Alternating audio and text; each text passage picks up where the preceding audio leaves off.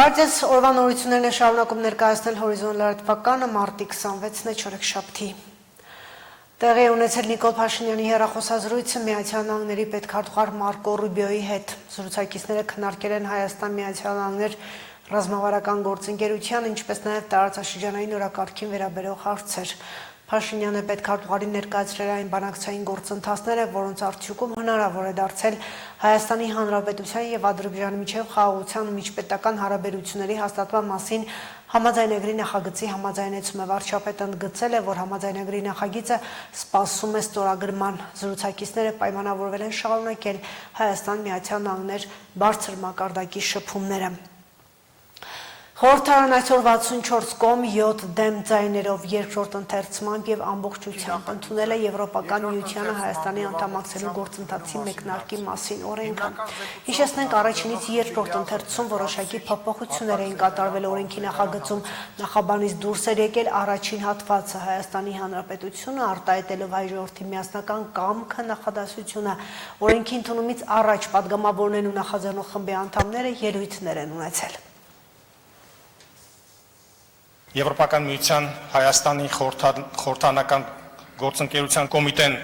ողջունում է Հայաստանի ազգային ժողովի կողմից քաղաքացիական նախաձեռնության կարգով Եվրոպական միությանը Հայաստանի անդամակցության գործընթացի մեկնարկի մասին օրինագծի ընդունումը, հրավիրում է Հայաստանի կառավարությանը Եվրոպական միության ինստիտուտներին քննարկելու իրատեսական աշխատանքային պլան, հասնելու պետության ապագայի համար այս ռազմավարական նշանակության նպատակին Եվրոպական միության պայմանագրի 49-րդ հոդվածի և Կոպենհագենի չափանիշների լիարժեք պահպանմամբ։ Ինչպես հիշում եք, կառավարությունը առաջարկել էր օրենքի տեքստից հանել նախաբանը, կառավարության ներկայացուցիչների հետ քննարկումներում մենք հանել ենք նախաբանի մի մասը, այն է արտահայտելով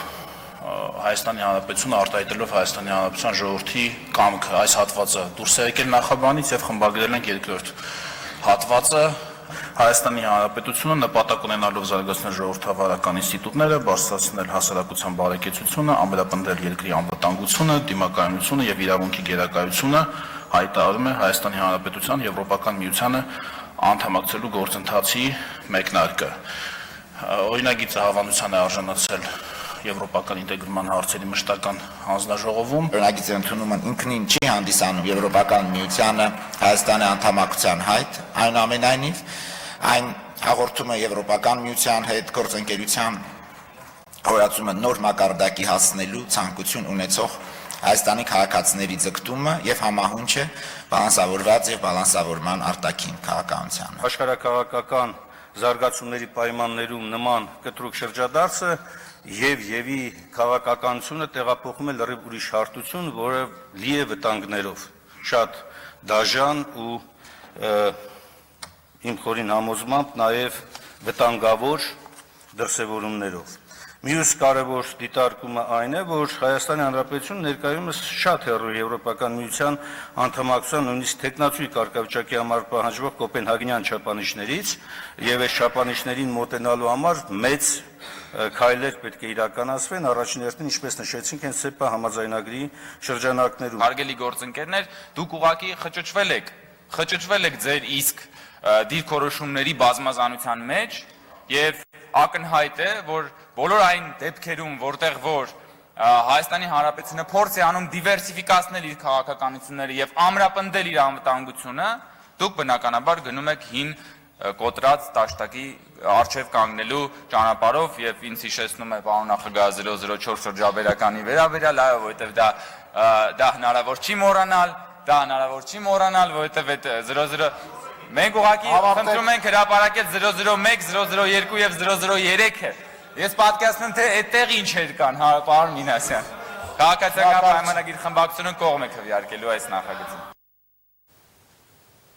Թուրքիայում զանգվածային բողոքի ակցիաների ավելի քան 1400 մասնակից է ձերբակալվել, այդ թվում լրագրողներ։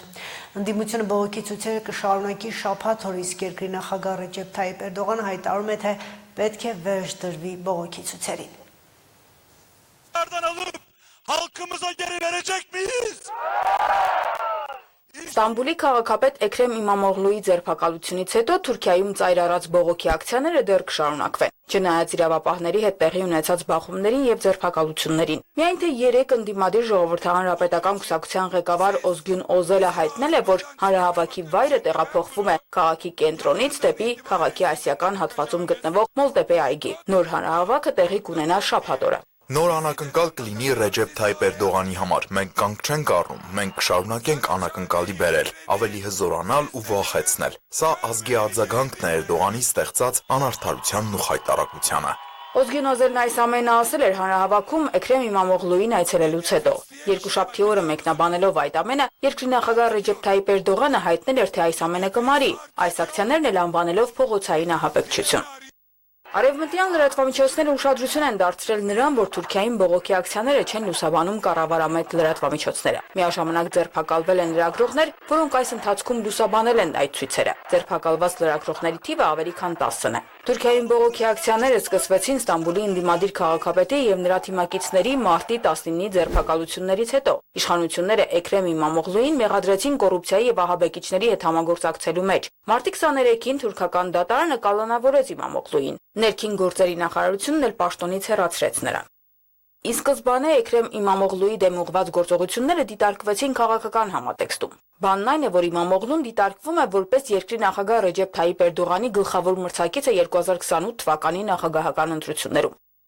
Տեղի ունեցած նախնական ընտրություններում նա արդեն 15 միլիոն հոգու ձայն է ստացել։ Իր դեմ գործընթացներից հետո Իմամօղլուն հայտարարություն էր տարածել պայքարի կոչ անելով կողմնակիցներին եւ հերքելով իր դեմ ուղղված մեղադրանքները դրանք զրպարտություն անվանելով։ Թուրքիայի իշխանություններն էլ իրենց հերթին են հերքում մեղադրանքները։ Այս ամենի ֆոնին Միացյալ Նահանգներում է Թուրքիայի արտաքին գործերի նախարար Հական Ֆիդանը։ Միացյալ Նահանգների պետքարտուղար Մարկո Ռուբիոն մտահոգություն է հայտնել Թուրքիայում վերջին օրերին տեղի ունեցած ձերբակալությունների եւ բողոքի ցույցերի կապակցությամբ։ Բայց Թուրքիայում ձգտում են շեղել ուշադրությունը այդ ամենից եւ ավելի շատ կենտրոնանալ այլ օրակարգի վրա։ Թուրքական լրատվամիջոցները գրել էին, որ Ֆիդանը Միացյալ Նահանգներում կքննարկի Անկարայի եւ Վաշինգտոնի հարաբերություններում ռազմավարական քայլերը, նաեւ Թուրքիայի նախագահ Ռեջեփ Թայիպ Էրդողանի եւ Միացյալ Նահանգների նախագահ Դոնալդ Թրամփի հանդիպման նախապատրաստման հարցեր։ Քրիստինե Ալագուրյան, Հորիզոն։ Ֆրանսիական Արտե հեռուստալիքը ներողություն է խնդրել իր եթերում ցուցադրված Հարավային Կովկասի քարտեզի համար, որտեղ Հայաստանը բացակայել է։ Դրանում Ադրբեջանի տարածքը ձգված է եղել մինչև Թուրքիայի սահման։ 28 րոպե տևողության հաղորդման ժամանակ հաղորդավար Էլիզաբեթ Քոյինը ասել է, թե 28 րոպե ուզում է ներողություն խնդրել այդ քարտեզի համար, որը եթեր է հեռարձակվել Թուրքիայի թեմայով բանավեճի ժամանակ։ Հաղորդավարն ասել է, որ հատկապես ցանկանում է ներողություն խնդրել հայ ընկերներից։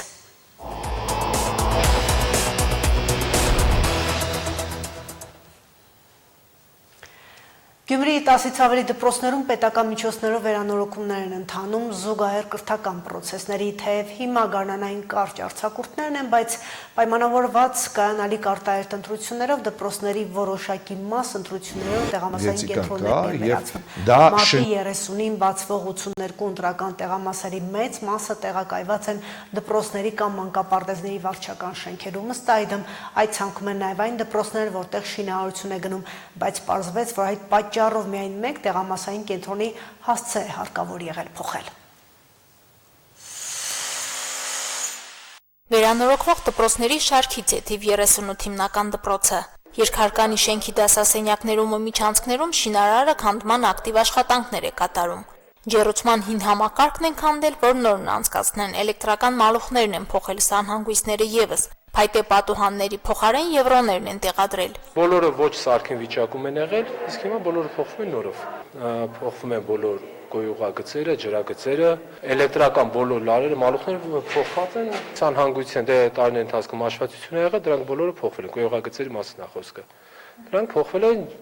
ջեռուցման համակարգները բոլորը փոխվել, առաջ եղել են Թուջե մարկոսներ, հիմա բոլորը փոխվում են նոր այլումինե եվրոպական մարկոսներով։ Մի խոսքով շենքը վերից վար շինտարածքի են վերածել։ Այս դպրոցն էլ այն տասնյակներից մեկն է, որ տեղամասային կենտրոնի համար է ընդունել 31-ի 18։ Տեղամասային հանձնաժողովն իր առաջին նիստը ոչ թե ներսում, այլ բակում է արել։ Հենց նստարաններից լավ արել եղանագիր, անցած շաբաթվա մեջ դրսում արել են նիստը։